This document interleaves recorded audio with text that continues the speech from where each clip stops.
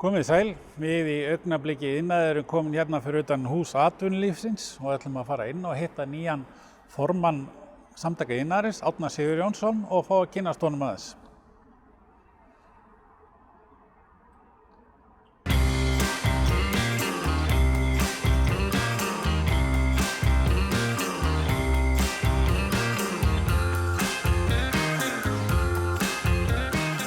Árni Sigurjónsson, formaður Samtaka Iðnaðarins, velkomin í Augnablikki Iðnaði. Takk fyrir. Og til hamingju með nýja starfið. Já, þakka þér fyrir. Það er nú ekki langt síðan að þú tókstu þessu starfi, eða? Nei, við héldum iðnþing eða fyrri hluta iðnþings núna 30. apríl. Þar sem við kláruðum þessi hefðbundnu aðalfundarstörf. Iðnþing er tvískipt, þannig að það er þessi hefðbundnu aðalfundarstörf og svo höfum við haldið í rauninu svona stærri ívent eftir hádegið vanalega. Og við frestuðum því til haustsins, þar sem við gátum eðlilega ekki fara að boða marga á slíkan fund. Akkurat. Þannig að það verður gott hádegishlé þarna frá apríl og fram í september. Og vonandi tekst okkur að klára þetta þá. Já, frábært, spennandi. Hvað, eru einhverjar nýjar áherslur með nýjum formanni? Er það ekki alltaf eitthvað? Það er alltaf, hvað maður segja, svona aðrar áherslur kannski, en engin stór stefnubreiting. Nei. Ég búinn að sitja hérna í stjórn samtakana í 4 ár. Já. Verið varaformaður síðustu 3 ár. Þannig að ég er nú komið nálægt svona vel flestu að því sem við höfum verið að marka í stefnunni upp á síðkasti síðustu missur á ár. Já. Og við höfum verið mjög samstíga í því og náð til í góðum árangri í þeim áherslumálum sem við höfum sett helst á efst á listan. Já. Þannig að, nei, ég hef ekki vonað stórum stefnubreitingum. Við munum keyra áfram á okkar stefnu sem við höfum markað. Sumt af því sem við höfum verið að leggja fram, eins og nýsköpunarmálin og málefni byggingariðnaðar og fleira, er að komast til að gera núna í tengslum við COVID, eða hlutirnir að gerast kannski aðeins hraðar en við sáum fyrir. Akkurat. Sem er náttúrulega hið besta mál og við munum bara halda áfram að byggja ofan á það. Já. Þannig að mér líst vel á þetta. Já, þetta er spennandi. Sko, það er svolítið talað að það vanti svona skorti fólki í iðngreinar sem hafi kannski eitthvað verið að endurspegla áherslunar í menntakerfinu eða eitthvað slíkt. Er eitthvað svona sem að þú sér tækifæri þar? Alveg klárlega. Við höfum lagt mikla áherslu á menntamálin hér hjá Samtökum Iðnaðarins í gegnum tíðina. Við í gegnum, beint kannski í gegnum eignarhlut okkar í tækniskólanum og sömuleiðis háskólanum í Reykjavík. Þannig að þar beitum við þetta okkar áhrifum og komum stefnu í verk. En ekki síður með almennri stefnumörkun gagnvart stjórnvöldum og samtali sem við eigum og verkefnum sem við erum í með menntamálaráðuneytinu. En það þarf að gera betur. Menntakerfið getur stundum verið örlítið hægfara í breytingum eða íhaldsamt, ef maður orðar það þannig. Já. Og það tekur tíma að breyta. Atvinnulífið kallar eftir fjölbreyttara menntakerfi eða sveigjanlegra menntakerfi að einhverju leyti. Já. Og þetta er samtal sem við eigum alltaf við skólayfirvöld og menntaeyfirvöld.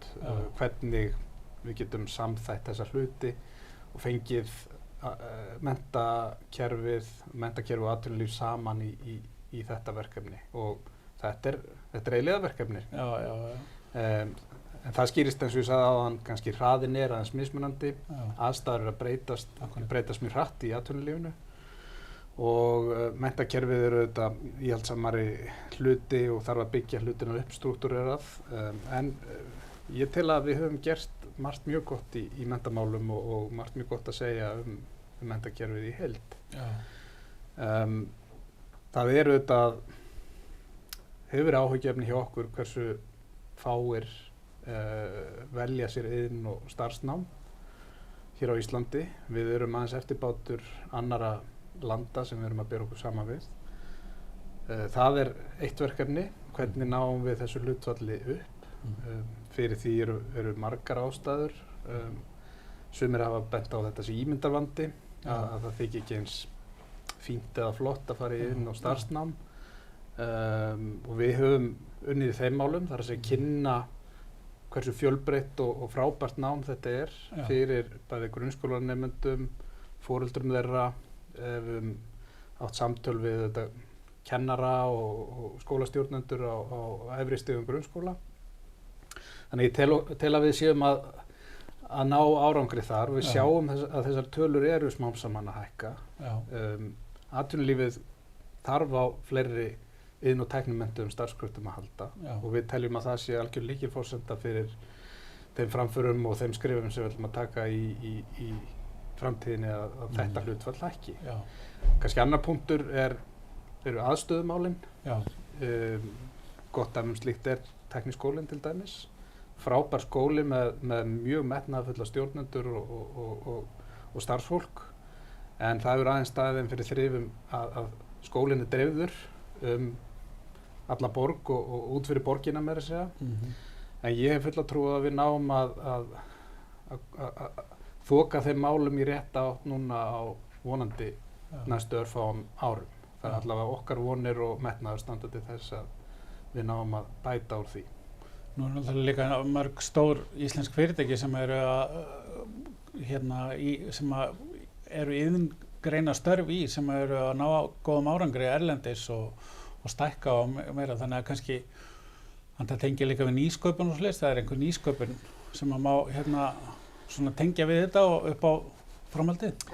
Já, ég vil meina það að nýsköpun í iðnaði nýsköpun er dálítið samtvinnuð iðnaði. Það verður mikil nýsköpun í iðnaði og tæknigreinunum að sjálfsögðu, en við sjáum það í þessum stóru og glæsilegu félögum okkar eins og við nefnum Marel, að því ég kem á Marel, Össur, CCP, við getum nefnt mörg fleiri dæmi, við höfum frábær sprotafyrirtæki sem eru kannski komin yfir svona fyrsta vaxtarkúfin, Nox Medical og fleiri.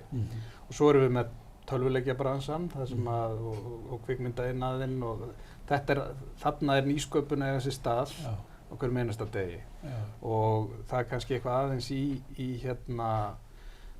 bæði í náminu og hvað að segja, í þessum ferlum öllum saman sem að krefst þess að það eigi sér stað á hverju nýsköpun. Já, akkurat.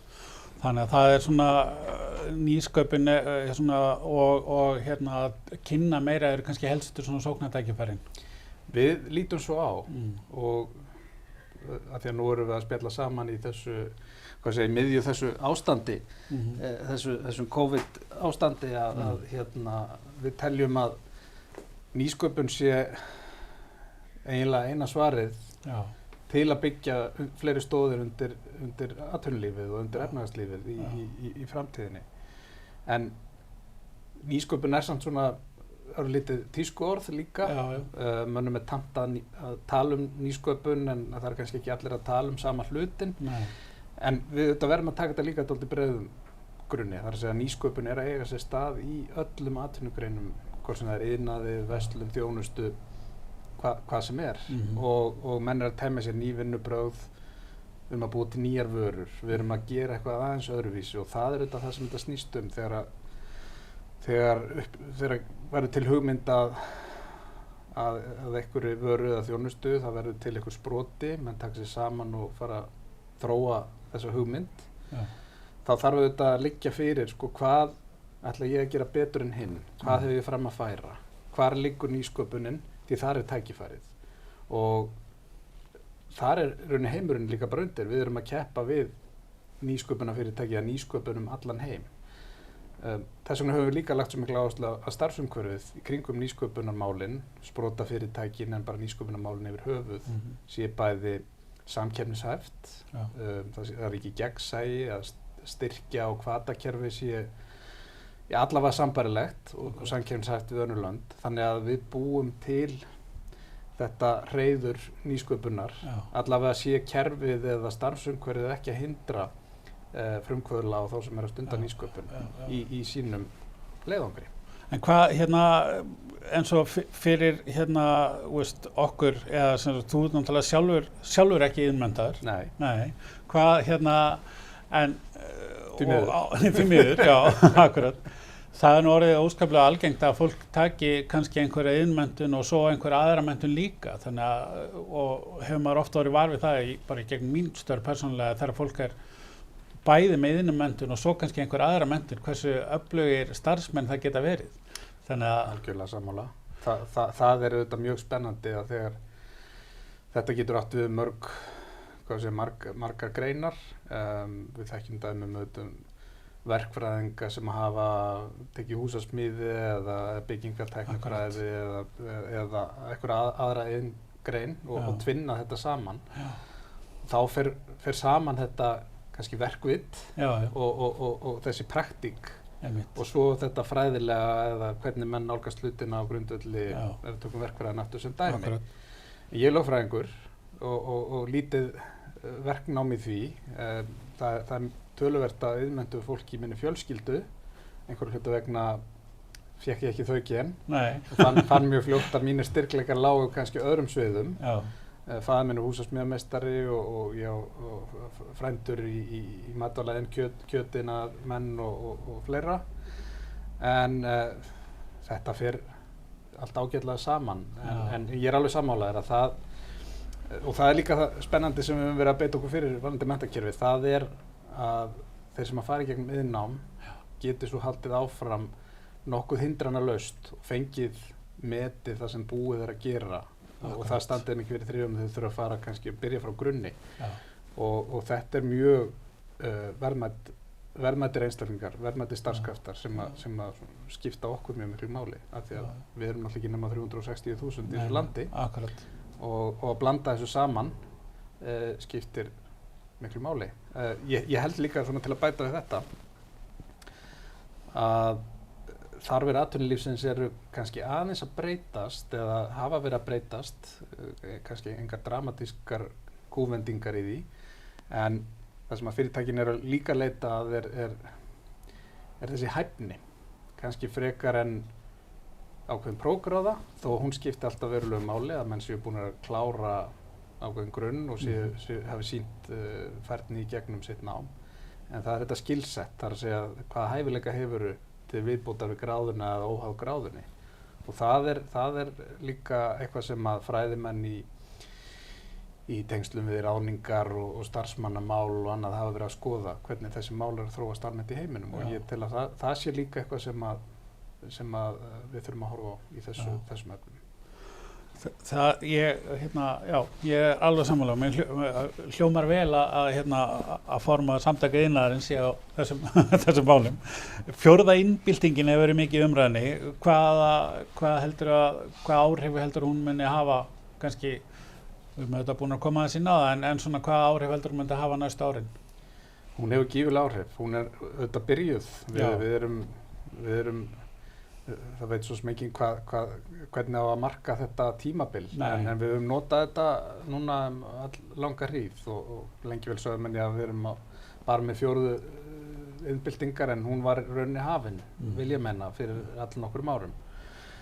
Hún hefur auðvitað þau áhrif að fjarlægðir heimsins er einhvern veginn að minnka. Þetta verður meira gagnadrifið og við erum að horfa á hlutina með aðeins öðrum hætti en við höfum gert kannski áður fyrr. Það er að segja að við erum að lesa meira úr, við erum að fjarskiptasamband, tölvusamband, gagnaverin og þetta hefur sín áhrif inn í flesta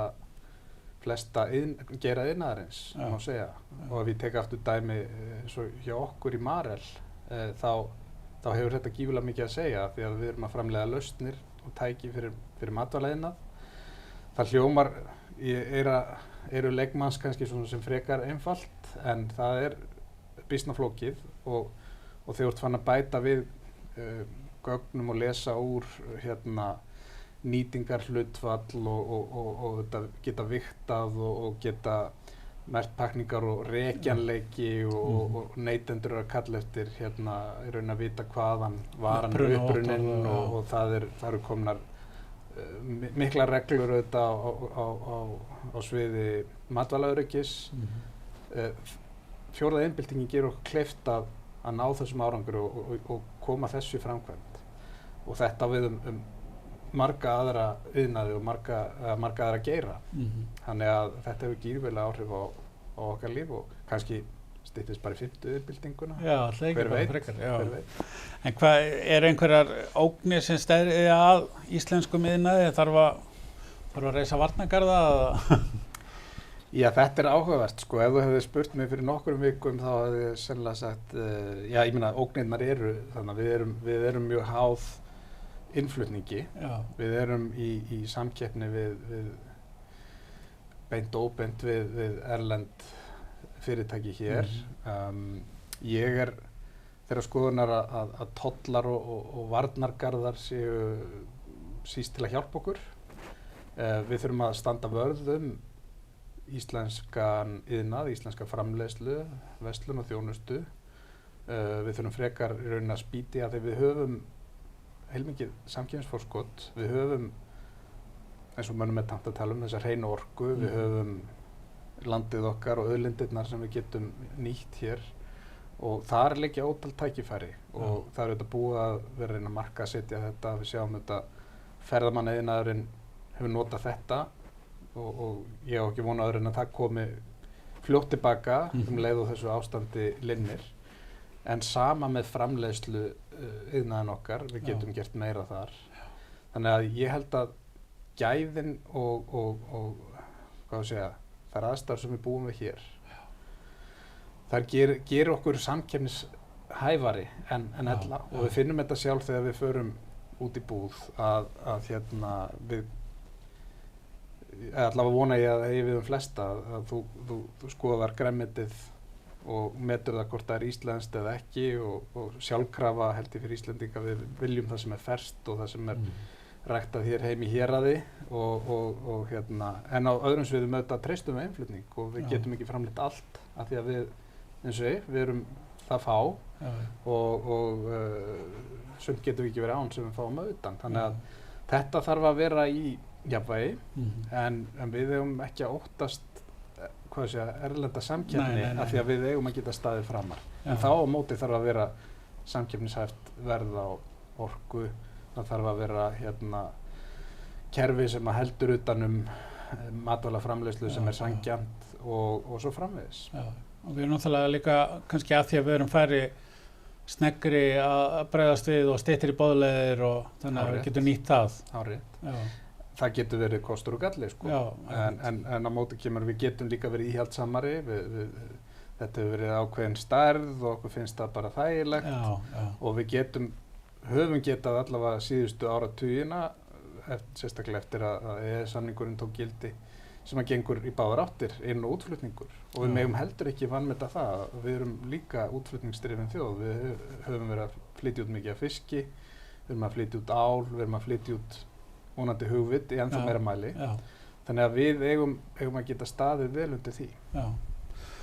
Á persónulegum nótum, hvernig stjórnandi er Árni? Hvað tekurðu með þér svona mjúkar áherslur úr Marel eða?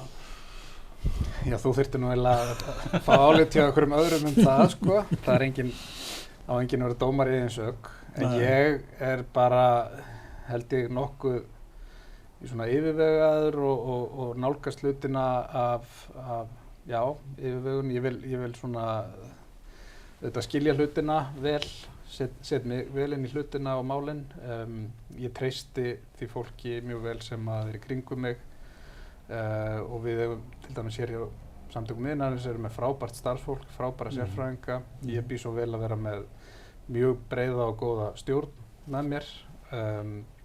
Mjúkar, ef ekki að segja það. Það er ekki herægin sem að ég sko vil standa fyrir. Heldur meira að hlusta og þjóna, af því að það er raunin það sem við erum að gera, þjóna félagsmönnum. Við erum auðvitað að leggja línurnar, við þurfum að vera í samskiptum við stjórnvöld, við launþegahreyfingu og svo félagsmenn. Það skiptir máli og við þurfum að geta hlustað. Hafa skoðanir á málunum, vissulega, og vilja láta gott af sér leiða, en fyrst og fremst gæta hagsmuna og taka mark á því sem að sagt er og reyna aðeins að meta stöðuna eins og hún er hverju sinni. Hvað er möguleiki að ná árangri í hvar liggja tækifærin, Já.